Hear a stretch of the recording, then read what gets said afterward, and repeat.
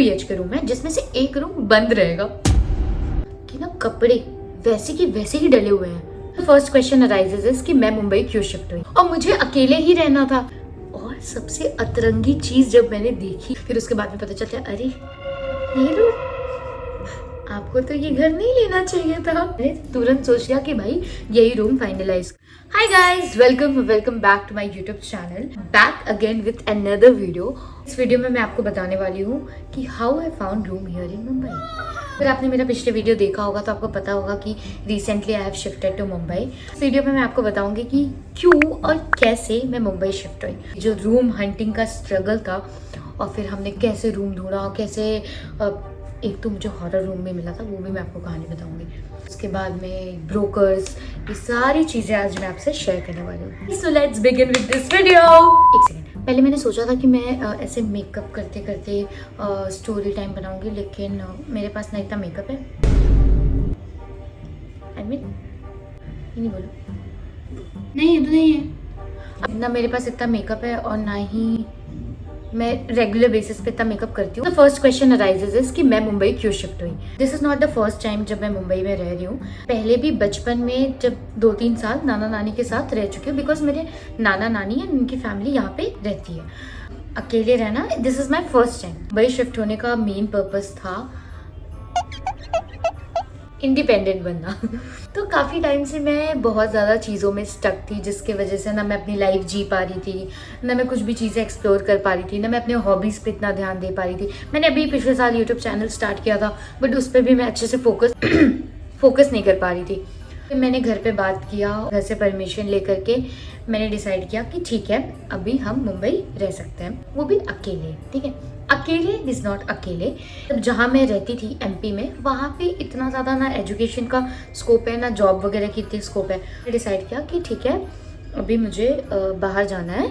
मैं सच बोलूँ तो मुझे वो वेकअप सेट वाली आयशा की लाइफ जीने का बहुत टाइम से शौक था, जिसमें वो अकेले घर लेती है मुंबई में। वो ऐसे कैसे से उसे नॉर्मल सा घर मिलता है, फिर उसे वो डेकोरेट करती है, सामान, फिर अपना काम खुद करना, अपना खाना खुद बनाना। तो ये सब चीज़ें मुझे बहुत ज़्यादा ही रोमांटिसाइजिंग लगता है। तो मुझे काफ़ी टाइम से ऐसा करना था कि मुझे ऐसे अकेले रहना था। बट द प्रॉब्लम इज कि मैं अकेले नहीं रह सकती। तो मेरे साथ प्रॉब्लम ये है कि मैं अपने ही घर में, अपने ही बेडरूम में अकेले नहीं सो पाती थी, और मुझे अकेले यहाँ पे घर पे रहना था।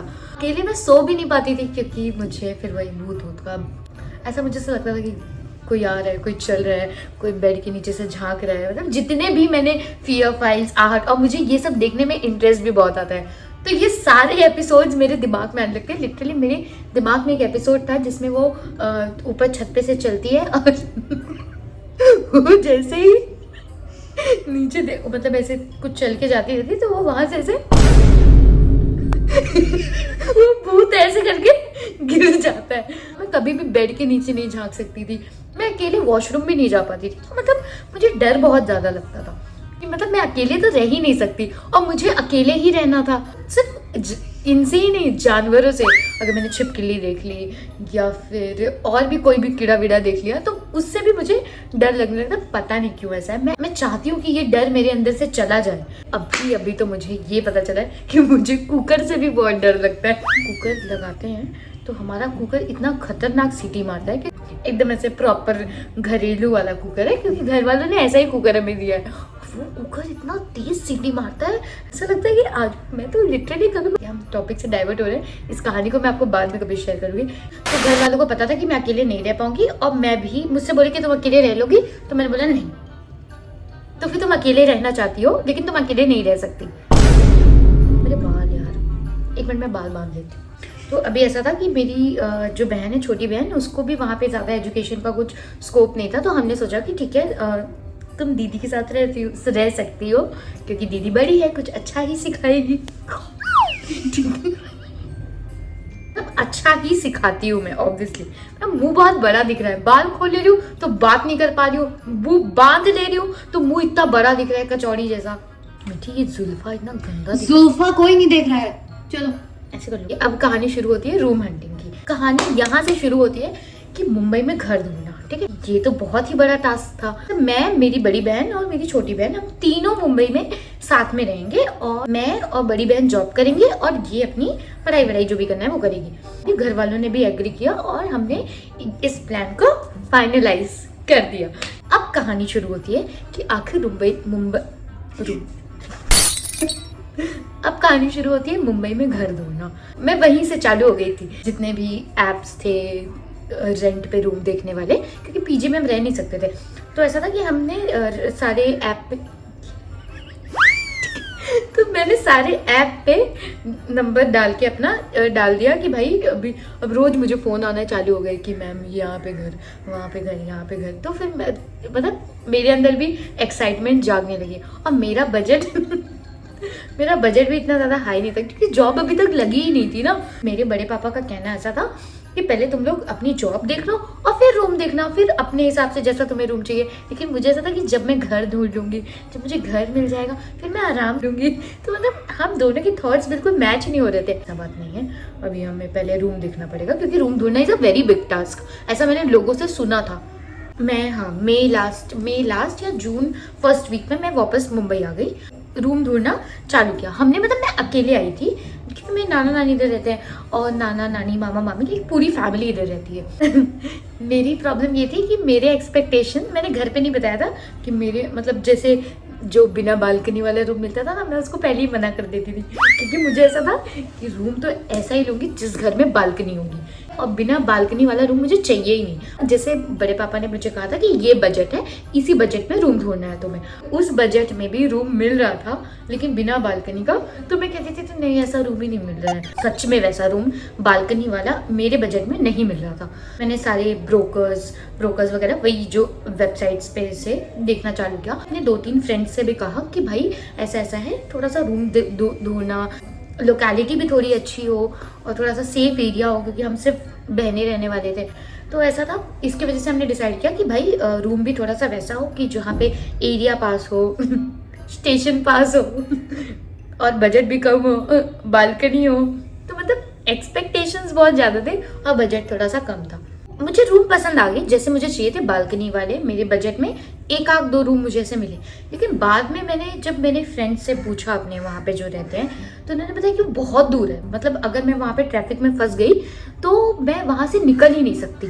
ठीक है, 1.5-2 घंटा 2.5 घंटा मैं वहाँ से हट ही नहीं सकती, ऐसा सिचुएशन था। तो मैंने बोला कि ठीक है सही लगी, क्योंकि मुझे बस मेरे दिमाग में बस रूम घूम रहा था और वो भी सुंदर बालकनी वाला रूम। एक रूम मुझे पसंद आया जो कि पास में था और एरिया भी काफ़ी अच्छा था वहाँ का, और नीचे ही बस स्टॉप था और नीचे ही ऑटो स्टैंड भी था। वो मेरे फ्रेंड ने ढूंढ के दिया था। अब मैं वहाँ पे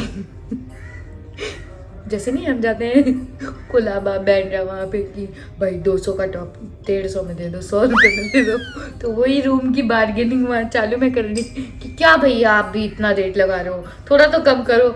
ये काम मेरा चालू हो गया, तब तक में भैया ने रूम किसी और को दे दिया। तो मतलब फिर मुझे लगने लगा कि ये तो काम यहाँ नहीं चलेगा। फिर उसके बाद में वो रूम मेरे हाथ से चला गया और मैं बहुत ज़्यादा डिसअपॉइंट हो गई। मैंने डिसाइड किया कि अब मैं खुद जाऊंगी, रूम ढूंढूंगी और उसे पसंद करूंगी। फिर उसके बाद में मुझे दूसरा रूम पसंद आया, उसकी फ़ोटो मैं यहाँ पे लगा दूंगी। ये भी रूम मुझे फाइनल करना था। ठीक है, फिर उसके बाद में जब मैंने उस रूम पे एग्री कर दिया, तब उसके बाद में वो उन्होंने बोला, उसका प्राइस बढ़ा दिया, बोला कि हमने वो रूम किसी और को दे दिया क्योंकि मैंने वहाँ पे टोकन अमाउंट नहीं दिया था। इसकी वजह से वो रूम उन्होंने किसी और को दे दिया। मेरा दिमाग एकदम ज़्यादा ही ख़राब हो चुका था क्योंकि ऑलरेडी मैं 3-4 रूम देख रही थी और वो रूम मुझे पसंद नहीं आ रहे थे, और जो रूम मुझे पसंद आ रहा था वो हाथ से ऐसे ही चला जा रहा था। एक रूम था जो अंडर कंस्ट्रक्शन में था। उन्होंने बोला था कि जब हम मतलब जब तक मुझे शिफ्ट होना था तब तक में वो 10 दिन बाद वो रूम मिलेगा। बहुत डिसअपॉइंट हो गए कि भाई नहीं मिल रहा है, रूम नहीं मिल रहा है, क्योंकि मैं तो बहुत पावर में आई थी कि भाई कुछ नहीं, रूम मिलना is not a big task, मैं ढूंढ लूँगी। और फिर उसके बाद में रोज़ रूम ढूंढना, देखना, पसंद करना, इस लोकेशन पे उस लोकेशन पे, कुछ भी फाइनलाइज नहीं हो रहा था। मेरी जो बड़ी बहन है उसकी यहीं पे जॉब है मुंबई में। उसका ऐसा था कि ठीक है मैं आती हूँ, वो आके यहाँ पे रूम मेरे साथ आके रूम ढूंढेगी।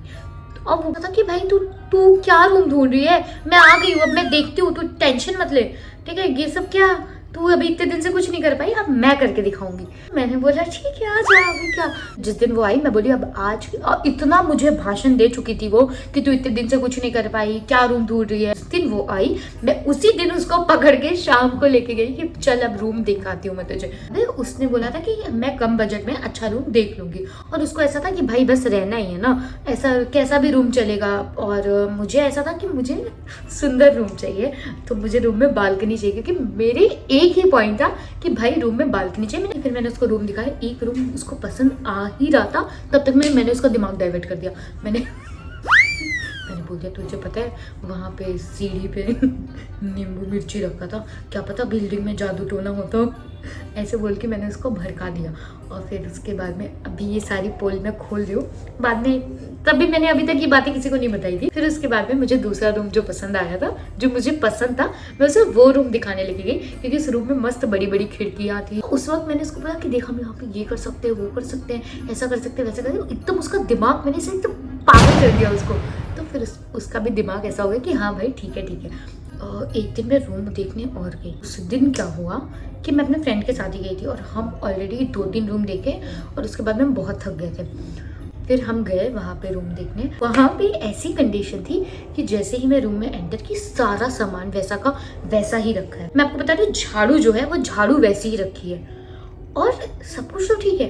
पूरे घर में पति पत्नी की फोटो लगी है, वो सब भी ठीक है, उतना मैं माइंड नहीं कर रही हूँ। अब क्या हुआ कि उन्होंने बोला कि ये 2 BHK रूम है, जिसमें से एक रूम बंद रहेगा, एक रूम बंद रहेगा ताले से, और हम 1 BHK में रहेंगे और 1 BHK का रेंट देंगे।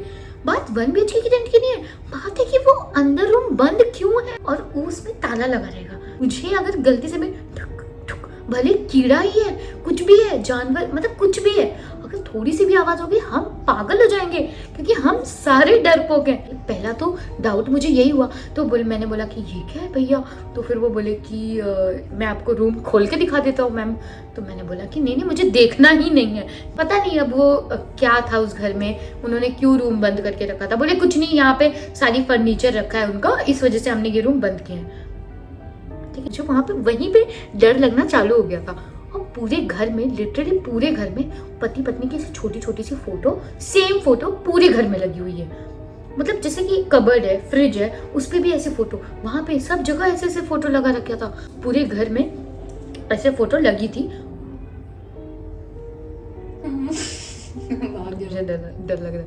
मैंने क्या नोटिस किया कि ना कपड़े वैसे के वैसे ही डले हुए हैं। और सबसे अतरंगी चीज जब मैंने देखी, मैं तो लिटरली मैं एकदम से शॉक हो गई, और मैं वहां से तुरंत भाग गई। मैंने देखा कि किचन में गैस पे दूध का बर्तन रखा है। मैं बोली यहाँ रहूंगी मैं भूतों के साथ। मुझे नहीं पता वहां पे भूत थे या नहीं है, क्या है, लेकिन ये एकदम अजीब ही चीज थी। दूध का बर्तन वैसा का वैसा ही रखा है। कब मैं बोली यहाँ पे इनके साथ में नहीं रह पाऊंगी। मैं बोली भैया मैं जा रही हूँ। अरे मैडम रुकिए, हम रेट कम कर देंगे। मुझे पूरा एकदम ऐसा, मतलब वो फियर फाइल्स वाले नहीं, जैसे पुराने घर आपको दिखा देते हैं और बोलते हैं ये रूम ले लीजिए, फिर उसके बाद में पता चलता है अरे ये रूम, आपको तो ये घर नहीं लेना चाहिए था, क्योंकि यहाँ पे 40 साल पहले कोई रहता था। तो मुझे वो वाला केस बिल्कुल भी नहीं चाहिए था। फिर एक दिन मैं, मेरी नानी और मेरी बहन, हम तीनों ने डिसाइड किया कि भाई आज जा रहे हैं और आज रूम फाइनल करके ही आएंगे।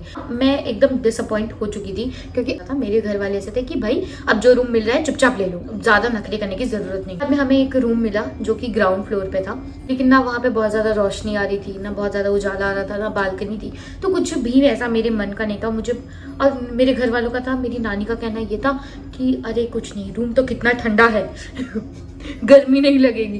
इस वजह से वो नानी का कहना था कि रूम ठंडा है और ग्राउंड फ्लोर पे है तो ले लो। और मतलब मैं कंटिन्यू रूम ढूंढने पे लगी हुई थी कि जब तक मुझे वो वाला रूम नहीं मिल जाएगा तब तक मैं छोड़ूंगी नहीं। फिर उसमें लास्ट सिचुएशन ये आई कि जैसे ही अब वहाँ से बाहर निकले, तब जा करके मुझे एक कॉल आया एक ब्रोकर का, और उन्होंने बोला कि देखिए ये रूम है। जैसे ही मैंने उस रूम की फोटो देखी, जिस रूम में अभी मैं रह रही हूँ, वही रूम मैंने फाइनलाइज किया। कुछ नहीं सोचा, मैंने अंकिता को वो रूम दिखाया। मैंने बोला कि देख ऐसा ऐसा है, और ये रूम ही फाइनल करना है। प्रॉब्लम यहाँ पे ये है कि कुछ भी ना वार्डरोब है, फर्नीचर का काम नहीं हुआ है, ना ही वो किचन में ड्रॉर्स हैं, कुछ भी नहीं है। बट स्टिल मुझे यही रूम बहुत ज़्यादा पसंद आया। वहाँ से स्टेशन एकदम वॉकिंग है स्टेशन। बस अब प्रॉब्लम आके फंस गई कि रूम है 5th फ्लोर पे। नानी ने बोला कि भाई ये रूम मत लो क्योंकि 5th फ्लोर पे है। बोली कि नानी आप यहीं रुको, मैं देख के आती हूँ। तो मैं और मेरी बहन नानी को हमने नीचे रुका। हम बोले कि नानी आप कहाँ इतना चढ़ोगे। तो फिर उसके बाद में मैं और मेरी बहन हम दोनों जाके रूम देख के आए।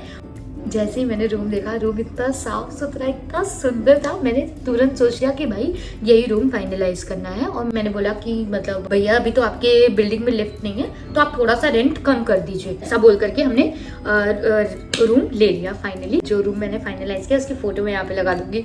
सो यार that's it for this video. अब अगले वीडियो में आपको देखने को मिलेगा कि कैसे मैंने अपना फर्नीचर मंगाया, कैसे हम अपना फर्नीचर 5th फ्लोर पे चढ़ाएंगे और कितना बड़ा टास्क होने वाला है ये, कैसे हम रूम डेकोरेट करने वाले हैं, कैसे हम वो बजट मैनेज करने वाले हैं। So yeah keep watching. Thank you. I will see you the next one. Bye.